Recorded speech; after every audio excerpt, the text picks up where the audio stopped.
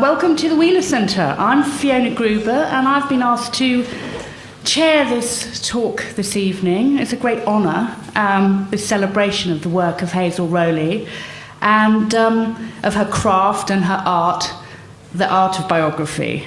And it's going to be an evening of two parts because we'll also be announcing the recipient of the Inaugural Hazel Rowley Literary Fellowship. And it's an award that's been created to help writers in various stages of writing a biographical work.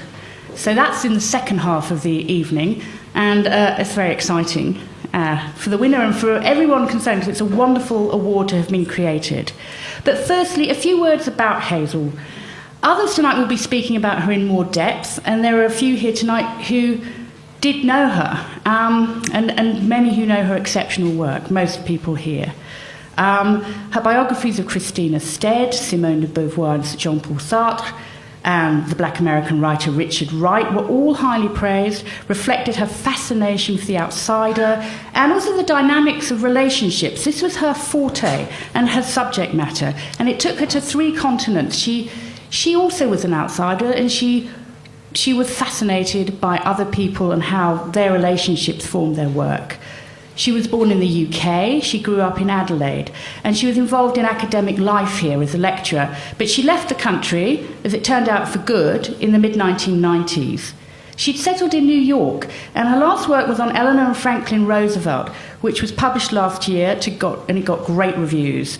She was about to come here to Australia to publicise it when she fell sick and died after a series of strokes brought on by an infection. It was sudden, and it was in March last year. It was a shocking tragedy, the loss of someone so vibrant and talented, and at 59, in her prime.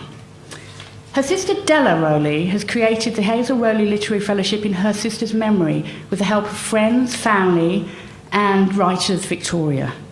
Della and Roderick Poole from Writers Victoria, they'll be talking in the second half of the evening about the award and then announcing the first recipient. But first of all, we're going to talk about Hazel, her friendship, her work, and the worlds of biography. 2 of the judges for the fellowship are sitting here, the novelist Alex Miller, who was a close friend of Hazel's, and Jim Davidson, who's a noted biographer. And I'll just say a couple of words about them first. Alex's novels include Journey to the Stone Country, The Ancestor Game, which won the Commonwealth Writers' Prize, Love Song, and last year's highly successful and rather controversial Autumn Lang, which has strong biographical tendencies and echoes the life partly of arts patron Sunday Reid. Jim Davidson is Principal Fellow in the School of History and Philosophical Studies at the University of Melbourne, and he's written 2 biographies on the music patron and publisher Louise Hanson Dyer, and on the historian Sir Keith Hancock, a much-lauded work which won the Prime Minister's Award last year. He's currently writing a joint biography on Stephen Murray Smith, the founder of Overland magazine, and Clem Christensen, who founded the literary magazine Meanjin, which is a journal that Jim edited. So, after that introduction, without further ado, let's start the evening. Thank you, Jim and Alex, and welcome. Thank you, Fiona. Now, Alex, you knew Hazel well for many years, and we're going to start with your reminiscences about her and that relationship. So, without further ado, I'd like you to tell us. Thanks, Fiona. And thank you all for coming. It's amazing. I mean, it's a terrific crowd. I'm always really surprised whenever I come here to see that this theatre is packed, no matter what's going on. It's must be the cafe downstairs. I'm just going to read you something about my friendship with Hazel Rowley, which was an unusual friendship for the 21st century. On Friday, the 8th of August 2003, I was having lunch with Hilary McPhee in Mario's on Brunswick Street. Predictably, I suppose, among the things we talked about were books we admired. We weren't talking about the latest books, or even books that had been published recently, but about books which had left a deep impression that had remained with us over the years. That lunch was 9 years ago, so how do I remember these details? I wrote them in my diary at the time, and checked my 2003 diary before I wrote this. Hilary, whose opinion about books I thought very highly of then and still do today, told me one of the greatest Australian books, in her opinion, was Hazel Rowley's biography of Christina Stead. Had I read it? Hilary wanted to know. No, I hadn't. So straight after lunch, and always hungry for a good book to read, I walked down to Brunswick Street Bookshop and asked for a copy. I was told it's out of print. So I walked on a bit further to Grub Street, where I found a copy on the shelves in pristine condition and bought it for $25. Hazel's Christina Stead was published by William Heinemann in 1993, 10 years before my conversation with Hilary. I took the book home with me feeling as if I'd won a prize, as one does when one has a really good book under one's arm, and read it at once. Later on in the year, around late November, I've no diary entry for the exact date for that one, sorry. Jason Steger, the literary editor of The Age, asked me for my end-of-the-year pick of the books I'd most enjoyed during '93. I was grateful to Jason when he didn't object when I asked him if I could write about an out-of-print book, just the one. This is what I wrote. It appeared in The Age on the 13th of December 2003. I kept a copy of it pasted inside my copy of Hazel's book. Hazel Rowley's 1993 biography of the Australian novelist Christina Stead is for me one of the great literary biographies of all time, and must be counted among Australia's intellectual treasures. I read it the first time with greedy, engrossed application and a fiercely selfish need to be left alone with it. It is written with an enormous scholarly sweep and the dramatic drive of a novel. Christina Stead, the book, is as central to the richness of our literary life as David Marr's great and beautiful book on Patrick White. In both cases, subject and biographer are ideally matched, indeed almost dangerously so in Rowley's case, for there is a sense here that the biographer finds something central to her own life in the life of her subject and shares with her subject something of the same vulnerabilities. Get it from your library if you can't get it in a bookshop. For ridiculously, sadly, this great book is out of print. Our gutted literary culture. Unquote. A Sydney friend of Hazel sent Hazel a copy of what I'd written in The Age, and Hazel wrote me an email, the first of thousands. "You're my hero," she said. It wasn't a bad start to the most wonderfully trusting epistolary friendship I've ever had or am ever likely to have. For nearly 8 years we wrote to each other almost every day. Nothing was too private or too sensitive for us. We excluded nothing. It is not necessary and is even damaging to try to understand love.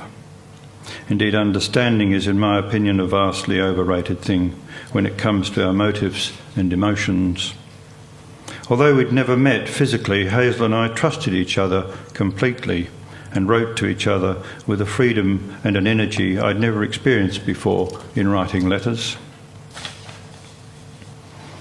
Emails were our letters, of course. We didn't use quills or typewriters or fountain pens, but utilised the contemporary means of communication, though we weren't sloppy about it, however. Email, after all, has made those things outmoded. But we didn't write scrappy little grabs, generally. We did sometimes. We wrote decently, mostly, with thought, with reflection, and with enormous enthusiasm about everything that deeply and shallowly concerned us and infuriated us, or delighted us, or gave us joy. I've included an exchange between us that took place very close to the time of Hazel's death. We knew nothing about death at that stage. Death was far off. Hazel and I had often spoken of how she would survive me by many years. Sent Friday, February the 11th, 2011, 7:42 p.m. All these things are now precisely inscribed in our histories. Dearest Hayes, here you are again. boldly centrefolded in the Age 2 weeks in a row. This time it's you more than the book. My God, if this book doesn't sell bucket loads here, it won't be for lack of backing from Louise and Jason Steger. I don't think I've seen Kerry get this much age space 2 weeks in a row. And I've gone nowhere near it. Congratulations. This must surely make up a bit for the down shit you've been experiencing over there. You come out of it boldly and vigorously, and as one of us who has made it strongly into the front rank in New York. I hope you are thoroughly pleased and your morale has received a jolt upward. And a great photo, mate.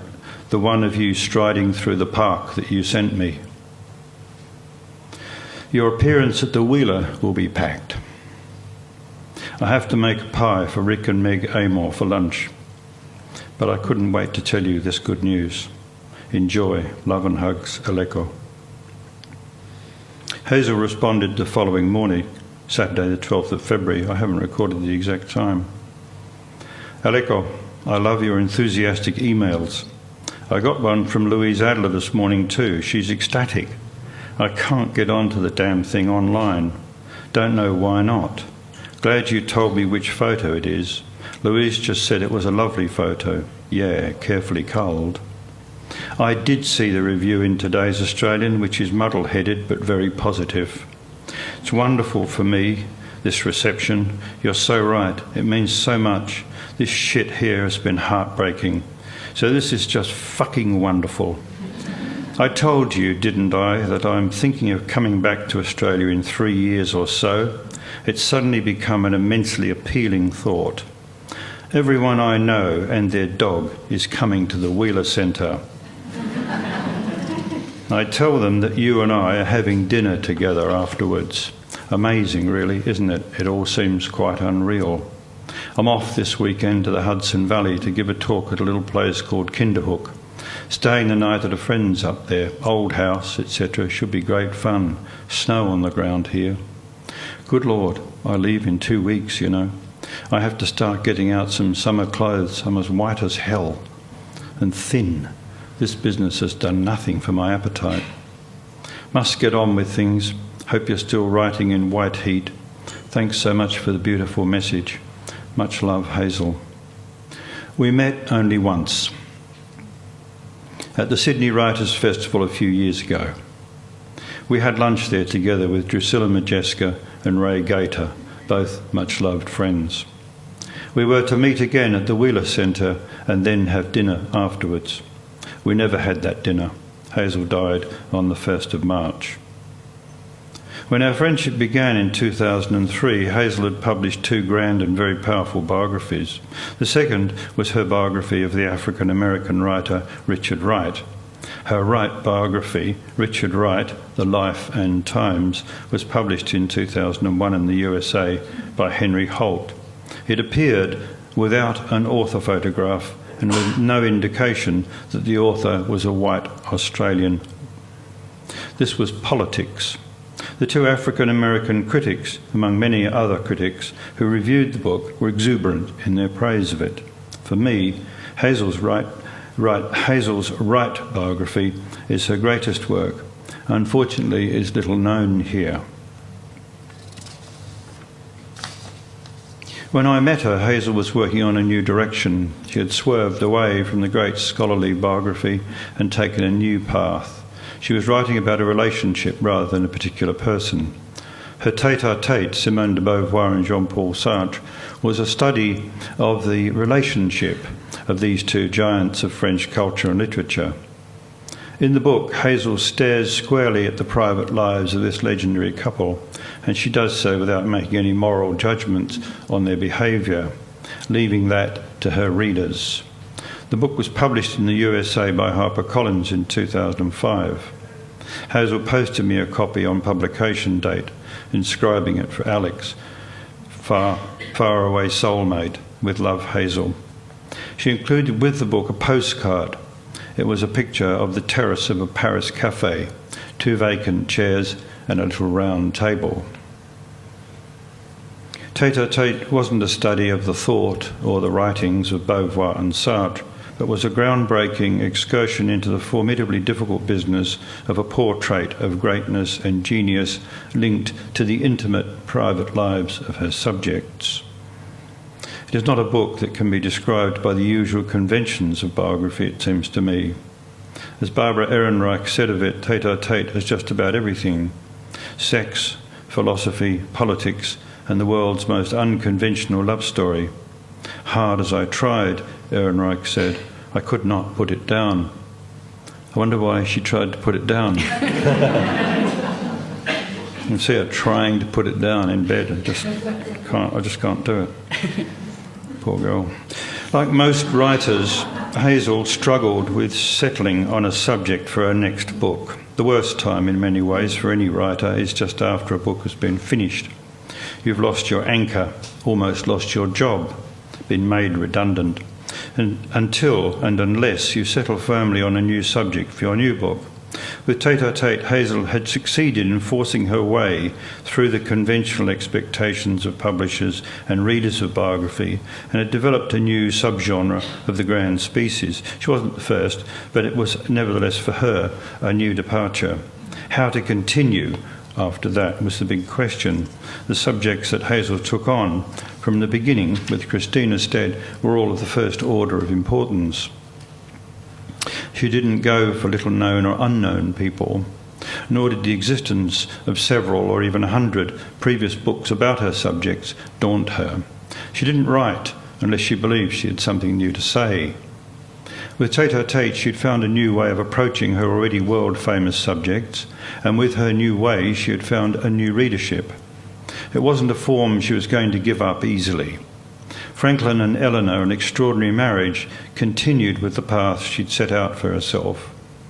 On October the 7th, 2010, when Farrar, Straus and Giroux brought out Franklin and Eleanor in the USA, Hazel posted me a copy with the dedication, "For Aleko, my inbox mate and inspiration. With love, Hazel." Of course, I treasure these books, and for me, Hazel is here tonight. How could she not be, if any of us, and all of us, don't believe in the spirit? I'd become Aleko by now, and she had become a Zele. It was this wonderful book that we were going to celebrate here at the Wheeler Centre with dinner together afterwards. She couldn't wait to receive the wonderful reception that was waiting for her and for her book here in Melbourne. She had a bit of a fever, but couldn't bear the thought that if she went to see her doctor, he would tell her she couldn't fly, so she didn't go and see her doctor. She was 59 years of age and scared as hell of growing old. I used to tell her it was great fun, so far.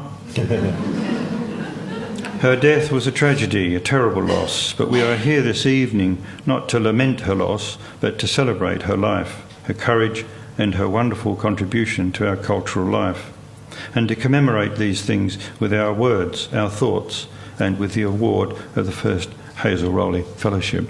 Thank you.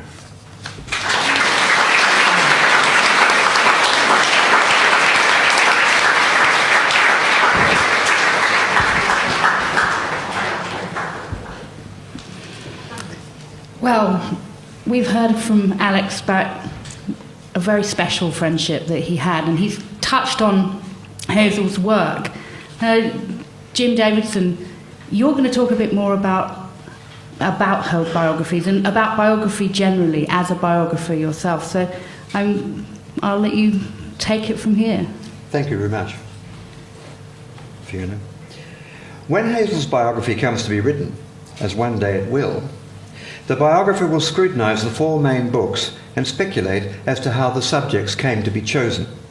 She, or he, may see in them some of the patterns and preoccupations of Hazel's own life. How far was Hazel aware, for example, that most of the main places in Christina Stead's life, England, Australia, America and Paris, would also become the locales of her own? Unwittingly, perhaps, she was staking out a claim. And then her next subject, Richard Wright, the black American writer. Here too she draws on eclipsed affinities. There is a certain similarity in apartness between being a black American of that time, in his home country, and Hazel's living a life away from one's birthplace, always a little detached by virtue of a sense of difference. Then there are the two books centred on relationships, the joint biographies of Sartre and de Beauvoir and Franklin and Eleanor. Hazel came, as we know gathered here today, from a supportive family, but she seems to have been attracted, beyond that, to a clannish milieu, in compensation, perhaps, for a geographically disjunctive life. In both books, she glories in two things, and the supportive group around the principal characters is one of them. The other is the improvisations and compromises involved in the central relationships. The fact that they endure long after sexual interest has waned, more clearly in the Sartre-Beauvoir case than with the Roosevelts, is what engages Hazel. Her deep interest in a mutating emotional and intellectual engagement that lasts is what underpins both books. Moreover, they seem to have been written in the right order. Sartre and de Beauvoir, she writes, had the courage and daring to live according to an ethic of responsibility. Few have lived so intensely, she says. But there was an element of self-indulgence in their lives, certainly in the sexually predatory Sartre. The Roosevelts, on the other hand, were public figures almost from birth. Eleanor was given away at her wedding by the president, Teddy Roosevelt, the uncle of FDR, and related to herself. A higher-minded stoicism became her way of coping with the world, while her sense of public service was exceeded only by Franklin's. FDR was the only president of the United States to have been elected 4 times, an impossibility now, and the only one to have been a paraplegic. Like Curtin, he died in harness, cruelly, only a few weeks before final victory in World War II. Hazel's acclaimed studies of relationships work particularly well because she takes us, as it were, behind the scenes. At the very least, we already know not only the names of the protagonists, but often something of their public standing and achievements. All of this becomes background. Hazel foregrounds the private so that it becomes a filter for public life. It is a technique that would not work so well if the people concerned were not well known, except, of course, in a novel. And it might not work so well in single lives. The near equality of status of each pair as they form a duo gives each story the element of a contest, a constant readjustment in balance. And in that lies a considerable part of its interest. Every biography must find its form, find the appropriate techniques, placements or emphases to tell the story best. In my biography of Louise Dyer, I introduced a character twice, since the first time he appeared was a distinct scene, and I wanted to present him in a certain way only. So when she later met him at Spencer Street Station, I pretended she was meeting him for the first time, and then provided the works. But then life is like that. We are often reintroduced to people. A biography should be like a life in another way, reflecting its rhythms. Unlike life, written time should never drag. Indeed, the pace must, from time to time, quicken, paradoxically, by being more intricate. Sometimes great biographers, like Richard Ellman, fall into the fallacy of equal time. He duly recounts the Trieste episode of James Joyce's life, the period in that polyglot port which proved so generative. But one feels that too little space has been given to it, unlike the later period in Paris, when, apart from his writing, Joyce did little else but measure out his life in coffee spoons. In one of my biographies, I give an episode lasting just 3 months, a whole chapter, because its importance and intricacy requires it. A bigger problem relates to evidence. I once wrote a piece called Bouncing on the Trampoline of Fact. In other words, your imagination can rise to a certain extent, but there is always the gravitational pull of evidence. Sometimes it may be lacking where you want it most. In the case of my biography of the historian Keith Hancock, there was a problem with the first difficult marriage, difficult for both partners. Shortly after Theodon died, Hancock destroyed all their correspondence, so that I had not one single word that had passed directly between them. There were, of course, people who could be interviewed, and there are also letters to third parties. The story of the marriage was not unrecoverable. But if I had integrated it with a narrative, I would have been brought up sharply from time to time by that lack of evidence at crucial junctures. I soon realised the best way of dealing with the marriage was to write about it in a separate chapter, which could, by putting its own gloss on the main narrative, act as a corrective to a Keith-centred view, as it also sought to communicate vital shifts in mood, phases and crises. The result seemed to work, but people either loved it or hated it. With Louise Hanson Dyer, the subject of my other biography, there had been no problem. She herself provided the dynamic of the book, and her second husband was a real presence in it as he was the partner in her work. I'm now beginning a project rather like a double biography of magazine editors Clem Christensen and Stephen Murray Smith. Unlike Hazel's subjects, they did not have a close relationship, except in the rivalry between their two Melbourne literary magazines, Meanjin and Overland. The magazines will be the focus of the book, but glimpses of the editors' private lives will be given, particularly with a view to shedding light on their editorial personalities. Stephen, larger than life, once described in reference to his Geelong grammar and Communist Party background as the lordly Stalinist. And Clem, the visionary, who was the only man I've known who could lose his temper and be just as angry straight afterwards.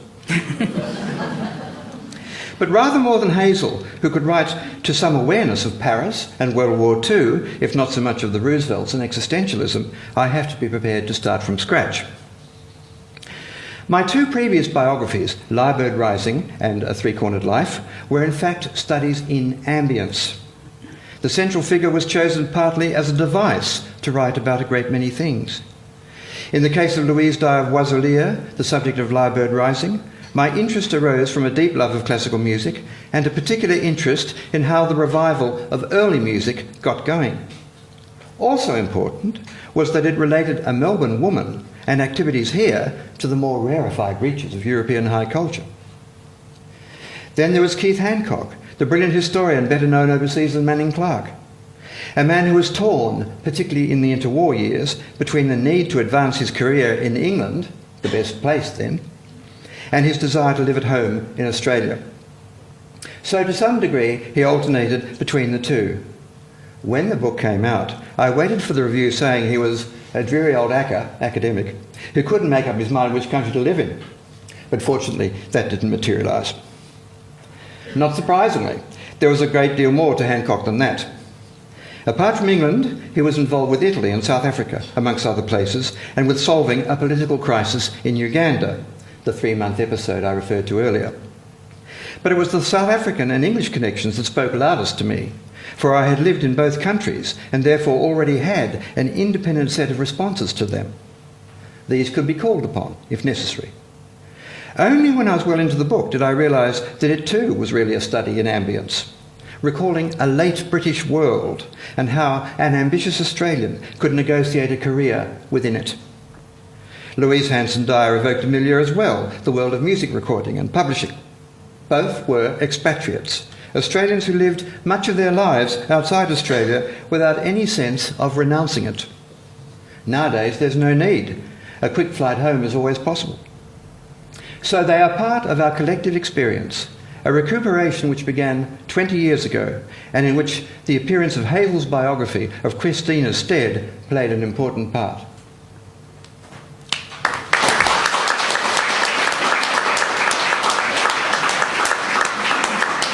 Thank you, Jim. Thank you. And you talked about the trampoline effect, the balancing on the trampoline effect and the gravitational pull. But Alex, what about the gravitational pull of fiction? You've just written a novel that has a strong biographical element. Using, well, the character of Autumn Lang is recognisable to some people in some aspects as Sunday Reed. What were the gravitational pulls in that novel? How much was fact? How much was fiction? How much did you feel the need to use the real events in your fiction? No idea.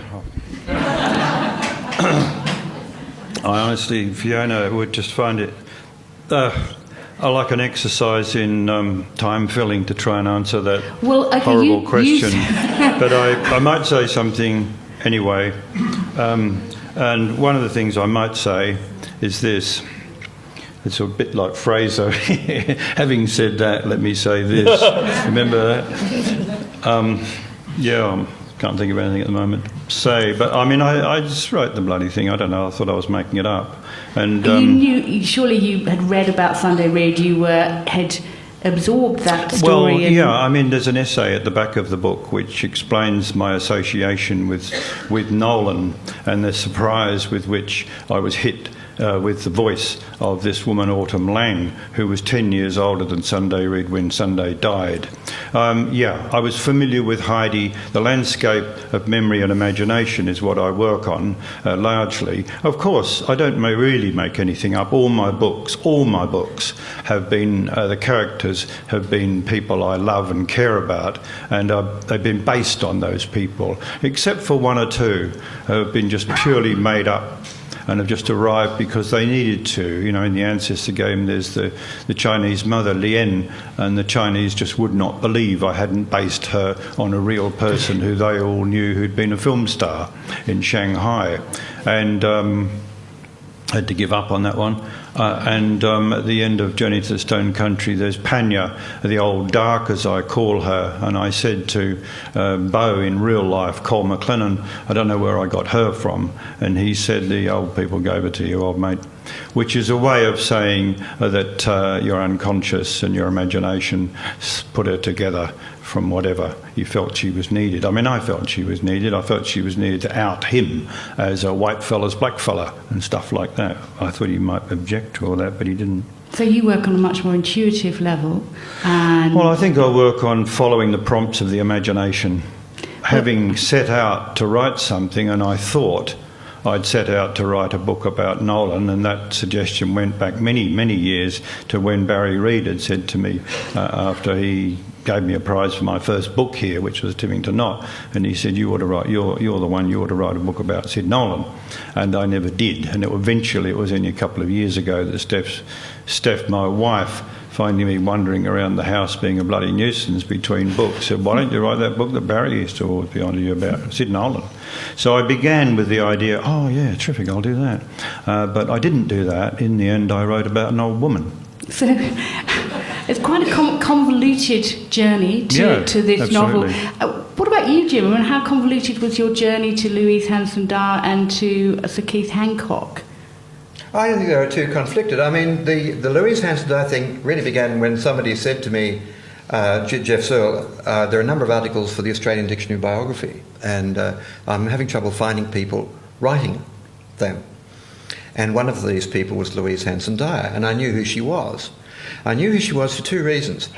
Well, for one reason mainly, and that is that she had started this record company, and I'd bought Handel and Purcell, and people used to say to me, "You realise this is run by an Australian woman in Paris?" And I was too refined in those days to say bullshit, but that's really what I thought, because I thought the French would have thought up the Lyrebird as a perfect mimic, as a terrific name for a recording company independently. But no, it was true. And then in the course of writing this article, I suddenly discovered that the Mrs. Dyer, of whom my mother and aunt as musicians had always spoken and had bored me rather shitless, was the same person, and that she had actually had salons and things in Melbourne. And I thought, hello, this is interesting. I've really got both ends of this story. How does one person become the other? And so that's what really set me off. So there's nothing conflicted about it at all in this case. And how important is it to like your character? I think not at all. I think that, and of course Alex will have much more interesting things to say about this, I think there's a vulgar attitude, to use a fine Leaverside word, out there, that a biographer must like the character. I think a good biographer has to be like a novelist, that you're interested in how the character works. I mean, there are certain things about Hancock I found quite repulsive, that he was such a swot and so totally self-absorbed in his own work, and thank God he had a saving grace of a rather savage sense of humour. But what I really want to do is to show how this character worked, how the different parts of which you approve and disapprove fit together. And I think that's what novelists do all the time. Biographers don't do it all the time, they should do it more. And what about you, Alex? I mean, you were told, I know I was reading the book that's just come out about you, a series of essays, and you had written a couple of early novels that weren't published, and then a friend said to you, for God's sake, write something about something you love. Do you find that's really important when you're starting out with a novel? Yeah, it is, yeah, absolutely. I want to love what I'm doing. And when you spoke to Hazel, did she talk about her relationship with the subject of her biographies? Did she talk about her emotions towards them? More about the politics surrounding the writing of the books and the kind of research she was doing, but much more about publishers, agents and mongrels out there.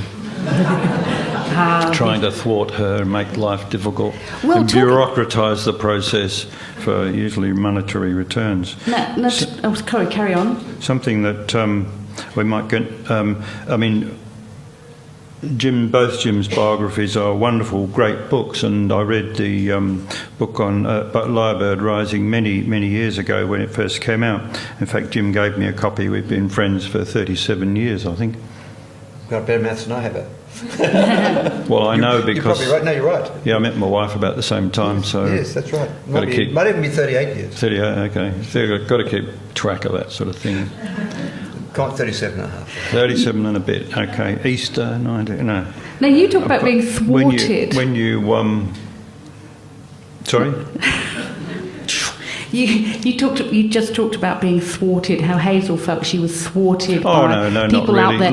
Life. But what I'm interested in from both of you, but especially, in very different ways, how are you thwarted by the material you choose, either for your novel or for your biography?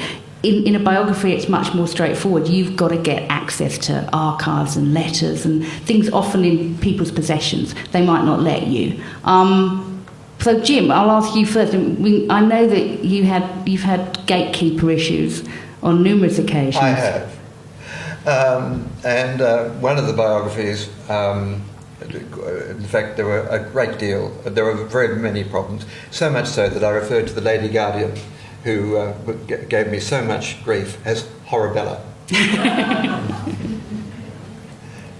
Biographers do write and have written famously about dear friends. It's not exclusive to novelists, to this business. Boswell's famous Life of Johnson, it was a friend writing about a friend and being himself in the book. And Richardson's great biography, three-volume biography of Picasso, which is probably the greatest biography of any artist ever. And that's a book of our times. And Richardson is in there as a friend of Picasso's, as a young man. And, of course, here at home in Melbourne, Janine Burke's terrific biography of Bert Tucker.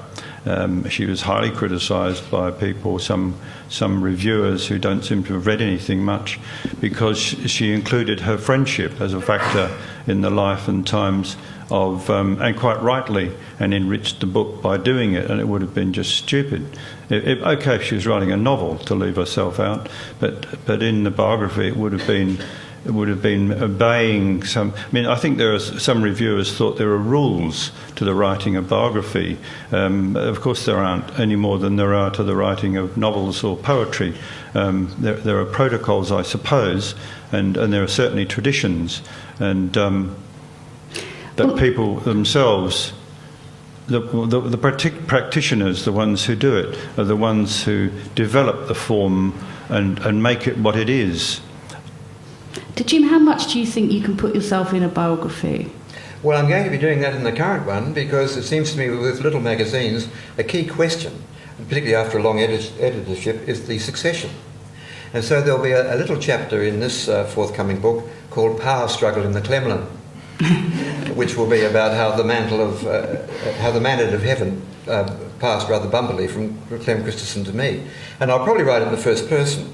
And it will be an interesting exercise, because having now, well, not right at the moment, but certainly by then, having found out so many things about him, I'll actually understand his point of view a lot better than I did in 1974, apart from the fact I was a mere pup of 31 and am now a sagacious 69 and a half. Did Hazel ever talk to you about putting herself in the books? Because when I was speaking to Della, her sister, on the phone earlier, she was saying that Hazel was interested in being more present in her work. She was planning to be more present in her future work, and maybe maybe more subjective, or just maybe there's more of a sort of input of her own character. Did she ever discuss that with you? Well, I think Hazel was a person of enormous energy and imagination, and whatever she'd written, she would have been pushing at the edges of it, and which is what she was doing. With Christina and Richard Wright, she pretty well towed the line of traditional biographical scholarly writing and produced 2 fantastic books. But with the other 2, the later 2, clearly she was trying out new stuff, not necessarily avoiding the old stuff, but trying to develop herself. And I can imagine the possibility of her sneaking, flicking the black curtain and sneaking in.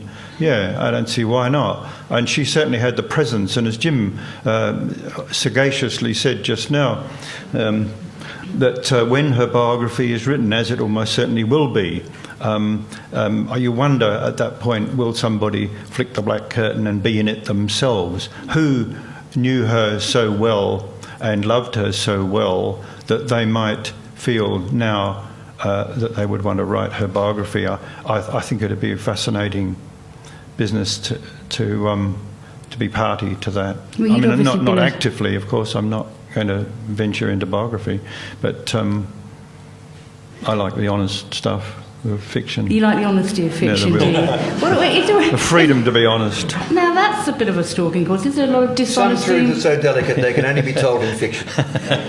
Well, I think it's Oscar Wilde said, give a man a mask. A man speaking, a man as was the word in those days, like it still is in German, man muss. And speaking in not German but in English, he said, a man speaking in his own voice can't tell the truth about himself, but give him a mask and he'll tell you the truth. And I think that's a problem with memoir. You can't portray yourself as odious. I think Michel de Montaigne was said to have, someone said to Voltaire, but in your writing you don't reveal yourself as much as Montaigne did. He revealed himself faults and all, and Montaigne said yes, but he did. It's true, he revealed his faults, but only his endearing ones. And that's a problem for memoir, and it's a limitation on memoir, because we really can't reveal ourselves as the odious parts of ourselves. We've all got them. What about the odious parts? Really hard to think of any of mine. Well, I know, and none of us have. I was trying then to I was going to say I'll mention it, but I just can't think of any. Well, I asked all your friends and they couldn't come up with any either. They were strange all... that. Well, what about the odiousness of your subjects? What about the odiousness of your subjects, Jim? Did you get to a point where you actually tempered what you were writing or you did leave some things out? You mentioned delicacy just now. Yes, that's true, but that was in relation to fiction. Basically, because I'm trained as a historian, I'm afraid I really do try to respect the facts as far as I can, knowing full well that even if you are scrupulous about them, you're going to make mistakes. There will be mistakes built into it anyway. But rather than adding to them, one feels an obligation to be as accurate as possible, and also to interrogate things. I mean, one of the ways the historical imagination works is to see when things don't add up and go looking for other explanations. And sometimes one can see that in the autobiography it gives the wrong year for something that's out by 12 months. Why is it out by 12 months? What's going on here, since it involves a return to Australia? Where there are other factors at play which made Hancock uncomfortable about actually saying exactly when it was that he came back, particularly as I've now discovered, since the file has just emerged, which was hidden when I was doing the biography 10 years ago, that he actually went and got interviewed for a job in Adelaide. And not the sort of thing you'd forget. He just covered it up. Particularly as he got the job. But what it was about, really, I think, was he was coming back to court his wife. And that was how he remembered it. And so he sort of, it ends up getting a bit, it's a tiny example, but it's a good example of the way the historical imagination works as a kind of vigilance. A forensic thing. tenacity. That's right. And I think often it's imagined that there is no historical imagination at all. Well, I don't think that's true. It just works in a forensic way. Well, when you're writing biography, surely, I mean, there's a huge amount of imagination necessary to put yourself in the position. And I'm interested in forensics. And Alex, I mean, you've intimated that you're resistant to any kind of analysis of your work, but there must be a sort of forensic quality in the way you put yourself in the minds of your characters. You write about Aboriginal characters, Asian characters. Friends. I wrote about friends and loved ones. And I don't write about people with some sort of... I mean, the problem with academic commentary on literature is that most academics, not all, thank God, but most, seem to think that you wrote in order to service their theories and that you somehow had this board of chessmen and women and little girls and young boys, and you set them all out with a plan to illustrate that your theory of some post-structuralist situation was correct. And the first time I heard the word post-colonial was when it was used in relation to the ancestor game. I'd never heard of it before, and someone said, no, and this was in... I think the review was somewhere in Asia, where an Australian bloke reviewing for an Asian newspaper had said, this guy has set out self-consciously to write the perfect post-colonial novel in order to win the Commonwealth Prize. The little bastard. Well, I was successful in that case. I wanted to get the opportunity to read this out because it seemed to me it's a beautiful... many of you will know Marguerite Yourcenar's Memoirs of Hadrian, which was a novel, the result of 20 or more years, a lifetime, in fact, of close study of the emperor and his period to a very high level of scholarship. And she, at one place in the book, at the end, when she reviews what she's been doing for all these years with notes, one of the notes she says is the novel rules, the form of the novel rules our age so much that we're kind of forced into it. She says back in the 18th century, this would have been a poem. In the 16th century, it would have been a tragedy for the stage. And one of the things she says that I really wanted to read out tonight, because it seemed to me to crosses beautifully in this woman's mind with what Hazel was doing, what Jim's doing, and what I'm doing. We lose track of everything, Yourcenar says, and of everyone, even ourselves. The facts of my father's life are less known to me than those of the life of Hadrian. My own existence, she says, if I had to write of it, would be reconstructed by me from externals, laboriously, as if it were the life of someone else. And I love that. It's poetry. And there seems to me to be part of the mystery and the uncertainty, both of biographical writing and fictional writing. And they can't be just... I mean, obviously... with biographical writing, you're going to have to cite your sources, and if you don't, it's going to be a nuisance for people reading your book. And it's really very upsetting when you get a biography that doesn't have an index and doesn't have sources cited. It's very annoying because you do want to follow things up. Not so for a novel, though you can do that in a novel. You're allowed to. And you are allowed to write a biography without those other things too. But mostly we don't, for the sake of our readers. Well, I think this is a great moment to open the evening out into questions from the audience. So, who's got a question for Jim or Alex? I'm sure lots of you have. No washing machine questions. I know good washing machines. I don't know about you. How you go with that? Here we are. Vacuum cleaners. Give us a go. Favourite colour? Hand there, just halfway down. Just wanted to ask you both as to how was Portrait of a Marriage received in America? Didn't hear you. I'm sorry.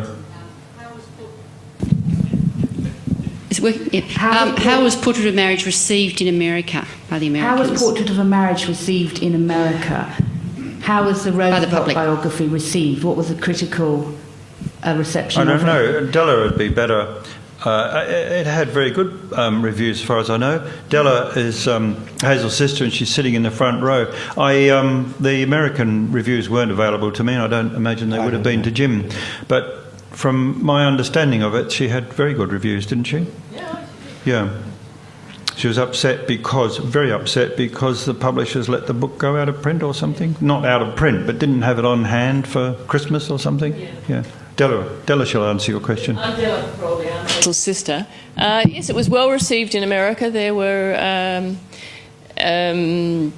yes, as Alex has said, they ran out of books just before Christmas, but it didn't have the same response as Tête-à-Tête had in France. Tête-à-Tête, it was felt that Hazel had transgressed and spoken about French icons where she wasn't supposed to, whereas the Americans have great largesse. They allowed her, on the one hand, to speak about an African-American man, Richard Wright, and also about their presidents, and they loved it. And there was someone over there, right down on this side. And something that Della just touched on there was Hazel's courage in writing about de Beauvoir and Sartre. Hazel had lived in France and knew French. She was always worried about her French not being good enough, but it was good enough to sit in on a conversation around dinner tables when everyone was getting a bit drunk, speaking quickly and yelling across to each other. And she was asked, can you follow this? And yes, she could, quite easily. So her French was pretty good, but she was always still concerned about improving it. She understood French culture.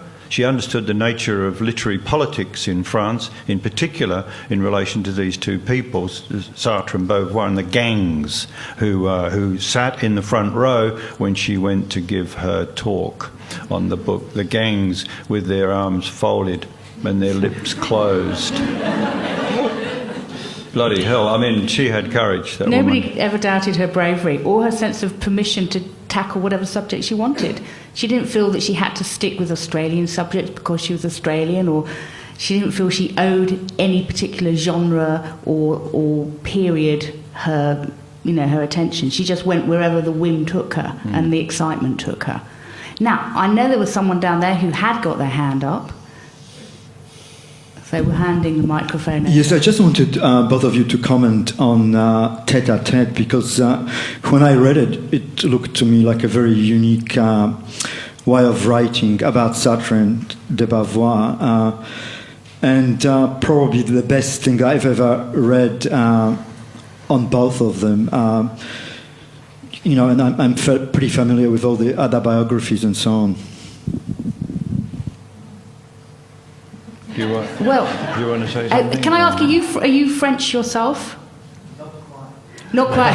What, you're Not quite. Belgian? Well, it's like Martin Amis in one of his wonderful books said, oh no, it wasn't, it was Kingsley, sorry, Kingsley, his dad. He said, why, not being French yourselves, have you given your children French names? Well, that's one possible comment.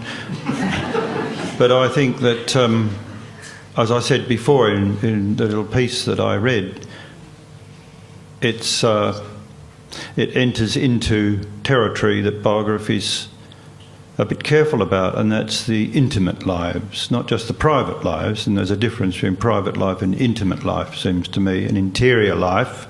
And that's one of the reasons why Yourcenar, in the end, chose the novel, because she said, I wanted the interior. And how do you get that? Well, yeah, Hazel went to the interior of those people, those two people, most controversially, and revealed what a lot of people felt rather shocked by, I think, in their sexual relationships with their supporters, and the sort of thing that today would probably be seen in lovely old Melbourne as verging on the illegal, when lecturers, old men lecturers, take on young girls and have their way with them, which is a euphemism for fucking them. And yeah, I mean, they were into that fully, totally. Use and abuse, it would be thought of, I think, in many ways today. And I mean, Hazel doesn't make any moral judgments about that. She leaves that brilliantly, coolly to the reader. So, yeah, I mean, it was a very unusual work, tete-a-tete. Yes, I agree with that, and I think that one of the reasons why it works is that we get a sense of the personalities evolving, and her focus on them also shifts from time to time, so that these things, while they shock, they also don't completely surprise. And I felt that in some ways the last two-thirds of the book worked better for me when there was a little more of the public life in there as well. So, the first 100 pages or so, which was almost entirely private, I really found not quite to my taste. But once the public life was in there as well, so that you really got a sense of how this related to the public personas, I found it terrific and very engaging. And the woman over there. Thank you. I just wanted to add another comment about tete-a-tete, and maybe Alex or Hazel's sister might like to reply. I've read the book and I think everything by Simone de Beauvoir, and I think it's very balanced in its picture of the relationship, whereas a number of the biographies are very, very negative about Sartre and almost make out that de Beauvoir was a victim of him and that he treated her very badly. And all her books, I think, and her memoirs in particular, don't tell that picture, and nor does Hazel, who gives a very balanced view. And a few weeks ago I met two women who have written a new translation of The Second Sex. They live in Paris, but they were here for a little while, and they've spent years and years and years studying her work and reading everything and getting to know people who knew her. And I put it to them that I thought Tete-a-Tete was the most balanced book about de Beauvoir, and they agreed entirely, and they said there's a whole academic mafia of feminist academics who are down on Sartre and want to keep this idea going, and they thought that the only one who got it really balanced was Hazel.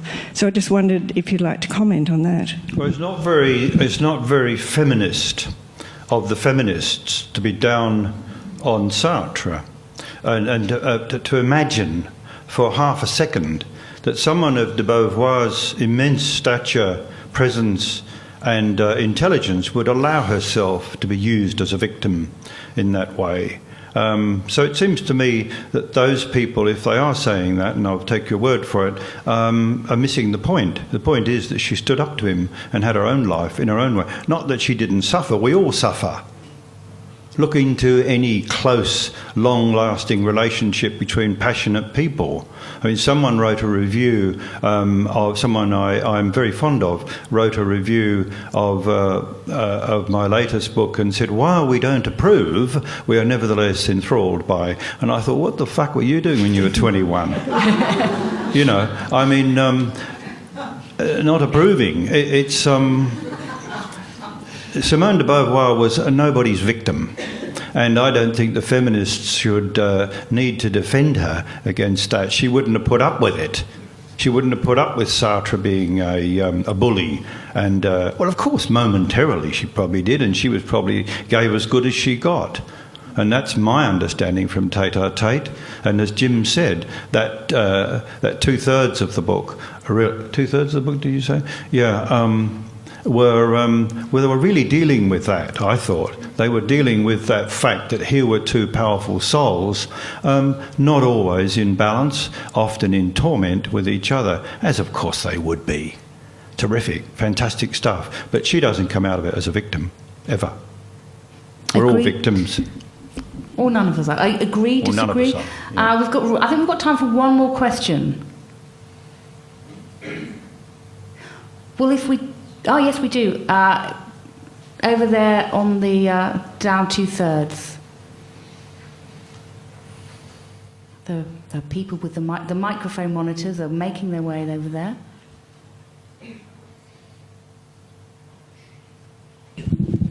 Thank you so much. I appreciate it for organizing that. Hello, everybody. Everybody have beautiful and strong biography and autography. I want to recommend you and remind you of Memorize and Mind. You are two people here and there, high educated. I agree. Not reject. I agree with this one. Life is short, especially when war and disease. When somebody die, educated people, high educated, we remember, she or he hero or genius. Why we not, before we care about each other, we like each other, we love each other, we create different atmosphere. I call it this a disease. When somebody die, we find it in the screen, TV, radio, I don't know, newspaper, magazine. When we finish this disease, when we operation this disease, you talk about Jean-Paul Sartre. I won't talk about that, but I have no time about that. When we care about each other, when we not die. Thank you. Well, that was a... Was there a question there? Or there was a very statement. A very passionate statement. And I don't know if you want to comment on it, or if this might be a very good moment to actually go into the second half of the evening, which is the award.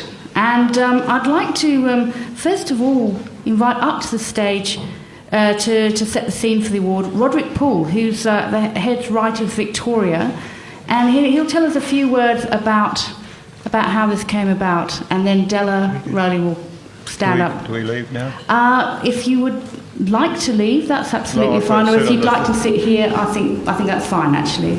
Yeah, stick around, I reckon. We're all comfy. And it's full down there, so I don't know where you'd go if you weren't here. Where the hell you'd go, I don't know. Thank you, Fiona, and thank you very much, Alex and Jim. It's a fantastic discussion. Yes, my name's Roderick Poole. I'm the Director of Writers Victoria. We're a membership-based organisation that supports writers throughout Victoria. And we live just upstairs above your heads, should you wish to visit us sometime. Now, we were visited by Della Rowley and two of her friends, Lynn Buchanan and Rennie Tomaszewska, halfway through last year, with a view to creating something, some sort of fellowship as a memorial to Della Rowley. Over the next... Sorry, very much for Hazel Rowley. Over the next few months, we refined criteria and various administrative bits and pieces, and then promoted what was to become the Hazel Rowley Literary Fellowship over the next few months, and received an enormous number of really high-quality applications, and then released a short list of 9 writers at the end of last year. And now, tonight is the night of nights, where we announce the winner of the award. So I'd like to now hand over to Della to officiate and announce the inaugural winner of the Hazel Rowley Literary Fellowship.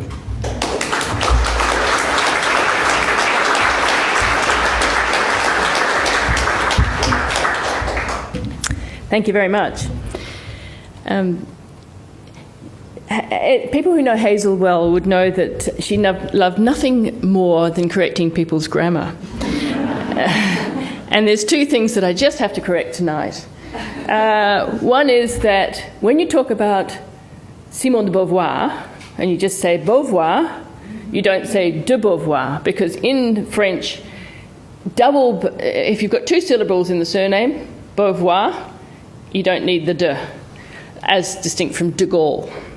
And the second one is that it's Roosevelt's, not Roosevelt's. Roosevelt meaning Rosefield. So Hazel would love me for that.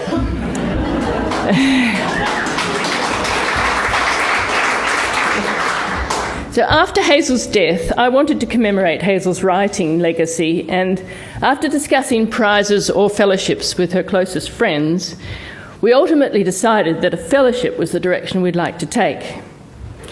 That's because Hazel always had a very difficult time between her books, as Alex alluded to, and this fellowship is designed to give people a boost at exactly that stage in order to travel or to do further research or generally to establish their writing direction. Many of Hazel's friends in Australia, France and the United States have contributed to this idea.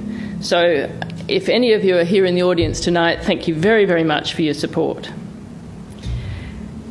Hazel's close friends, Lynn Buchanan, in the front row here, Rennie Tomaszewski, about 10 rows back, and I, together with the invaluable help from Writers Victoria, developed the criteria and publicised the fellowship. The administration was handled by Writers Victoria, and the shortlisting process was undertaken by the three of us. Then Alex Miller, Hazel's long-term email friend, as we've heard, and biographer Jim Davidson, helped Lynn and me with the final judging, which turned out to be a consensus decision. Hazel was a risk taker and chose difficult topics. What could be riskier than writing a biography about Richard Wright, an African-American man, when you're a white woman from Australia? I mean, nobody would ever do that in Australia about an Aboriginal person, I don't think. We decided that preference should be given to those projects that were about risk-taking and expanding horizons, as well as those that promote discussion of ideas, encompass the social and historical context, and make a significant contribution to public intellectual life. We look for signs of ambition, as well as evidence of good writing, and for a project nearer the beginning, where the award might make a real difference, than a project that was nearer to its end. There were fascinating submissions, and I'd like to congratulate the 9 writers that we shortlisted. Patrick Allington, Martin Edmund, Mary Hoban, Anne Hohen, Heather Long, Christopher Pash, Loretta Smith, Michelle Tucker, and Sally Percival Wood.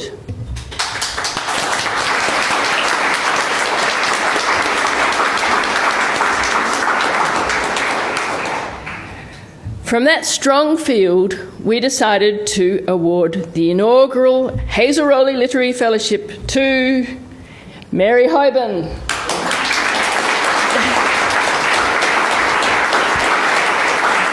Mary, if you'd like to come up to this.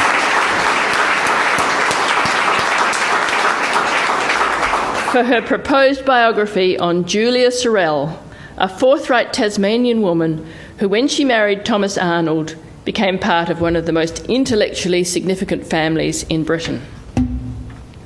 Mary, would you please come to the stage?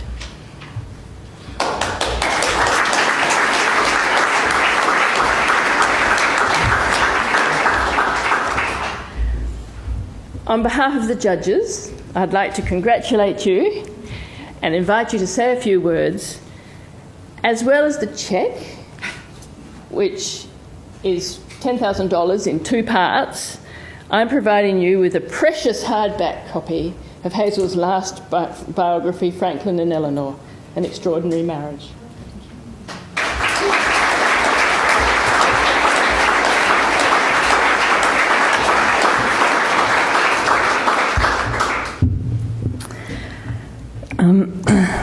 I am overwhelmed, I have to say. I'd like to begin by congratulating all the writers who applied for the fellowship, and particularly those who were shortlisted. I'm absolutely honoured to be in their company. In a lecture that I read that Hazel gave on biography, she spoke about how biographers find their subjects, about those moments that cause a click in one's mind, or about the way that particular words have to strike a chord in you. And we've heard some of that here tonight. I have come to biography from history, so it was always going to be inevitable, I think, that an historical subject would cause a click in my mind. I was reading the memoirs of the scientist Julian Huxley, not for the science, I can tell you, but for the history. In it, he refers to his grandmother, the Australian woman Julia Sorel. And my back sort of tingled because I had no idea that the Huxleys had an Australian grandmother. There's a lot of things I don't know about Australian history, and that was one of them. He talks of the day in Julia's life that she was renowned for in the family, and that was the day in Hobart in 1856 when her husband converted to Catholicism. During the ceremony that was held in Hobart, Julia, a staunch Protestant, collected a basket of stones, walked to the church and smashed the windows with the protesting ammunition. Now, these words, amazing, I thought. They conjured a long-forgotten memory from my childhood when I was a member of a stone-throwing cabal, a motley group of young Catholic kids, tossing yonnies, as we called stones, onto the roof of a building where the brownies were meeting. Now, it was claimed that brownies wouldn't accept Catholics as members. I don't remember testing the allegation, nor even being particularly interested in being a brownie. But I did like the idea of testing my arm. And I don't remember whether any of the windows were smashed. I don't think they were. But what I do remember from that day was the blistering rebuke that my mother delivered about my behaviour and about how a young lady ought to behave. I was only 9 at the time, though. But recalling this incident, I wanted to find out what it was like for Julia Sorel, what was going on in her life that caused her to behave, a grown woman, in such a dramatic way. How did she really feel? What emotions did each one of those stones convey? Her behaviour in the context of gender, class, time and place was just too entrancing to put aside. And so began my biographical journey. It's a journey that's taken me from colonial Australia, where Julia spent the first 30 years of her life, and it's now going to take me to the heart of English intellectual life. Julia Sorel was born in 1826 in Hobart. Her paternal grandfather was the Lieutenant Governor William Sorel, and her maternal grandfather was Anthony Fenn Kemp, the so-called father of Tasmania. People can't work out whether that's because he forged the colony or because he had 18 children. But he was one of the richest men in Van Diemen's Land, and he was also known as being a member of the Rum Corps who deposed Governor Bligh. So there was plenty of passion in the family.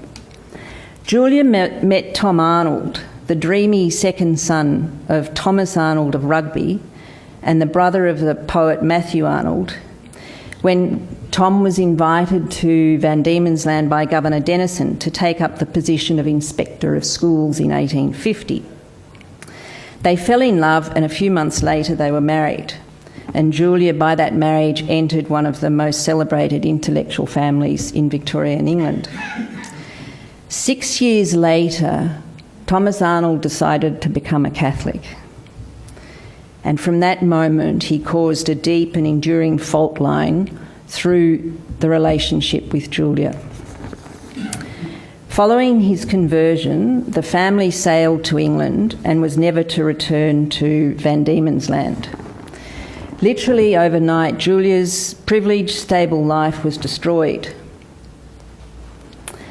But despite her hatred for Catholicism, her daughter said that was because she was from French Huguenot blood, and they, of course, were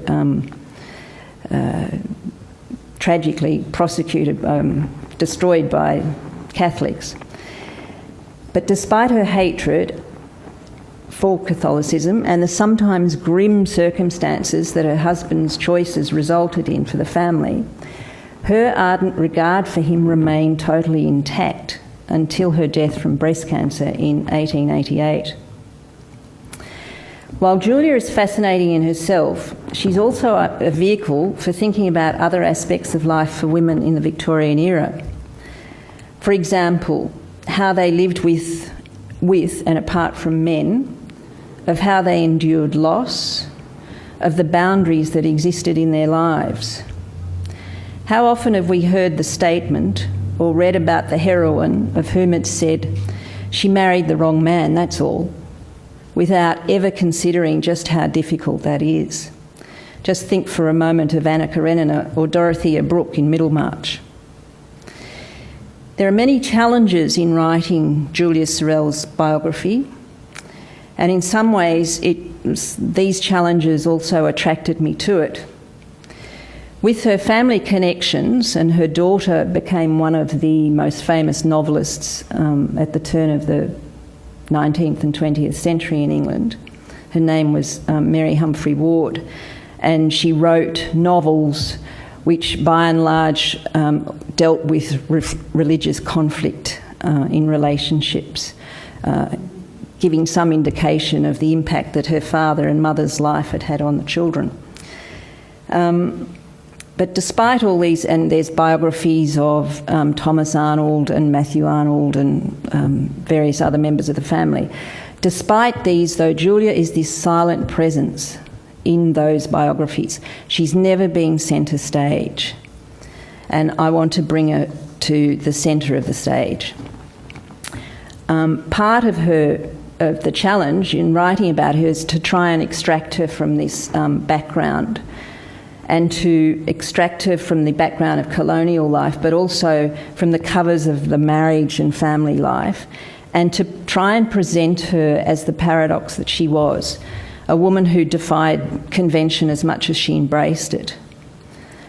And in Julia's case, it's not the work that's remarkable about her, it's her life and the choices made and the way that these choices drove the narrative of her life. And this raises the sorts of the questions about the sort of biography that she needs. A life that's not documented as achievement needs to be shown from a range of angles, revealing in a sense what's on the stage as well as what's backstage. But with few documents articulating her voice and with gaps in the evidence, particularly before her marriage to Arnold, this is going to be very difficult.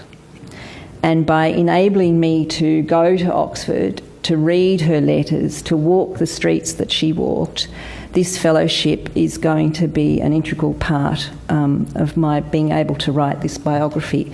So I'm so grateful that I've won it. There are many other challenges too, beyond the what's missing and the why. There's the challenge of how to present her life in its unfolding way so that you don't get a sense of everything making sense, everything being rational, and that was the only way it could be. Our lives are much more messy than that, and trying to convey that messiness is going to be very difficult. It's also a challenge to focus on the kind of detail that will reveal life in the 19th century so that it might be understood by the 21st century mind and imagination. And also, it's going to be a great challenge to write a book that people will want to read. You know, that they go to bed at night reading it and they actually want to read it again the next morning. If I can achieve the last of those, then it might mean that I've met some of the other challenges. In that same lecture that I referred to, Hazel listed some of the qualities that biographers need. And I was struck by three in particular: curiosity, experience, and courage. Curiosity I have in spades, and at my age I think I'm starting to get some experience. But what the next few years will determine is whether, like Hazel, I too have the courage. And I think being sort of, it felt like I was being outed as a biographer now, and that's very scary. So I just hope that my courage sort of, does rise to the surface. Before finishing, I'd like to thank Hazel's family, in particular Della, the judges, and Writers Victoria for making this fellowship possible. And I'd also like to thank my family, Robert and my son Nick, and also my friends who not only gave me the confidence to get back to some serious writing, but also encouraged me to apply for this fellowship. In fact, I had about 5 emails, I think, the first time it was made public. Said, you ought to apply for this. Okay. Hazel was a wonderful biographer, and to be part of her legacy, even in a modest way, is a great honour, but it's also a great responsibility, and I hope that I can live up to that. Thank you.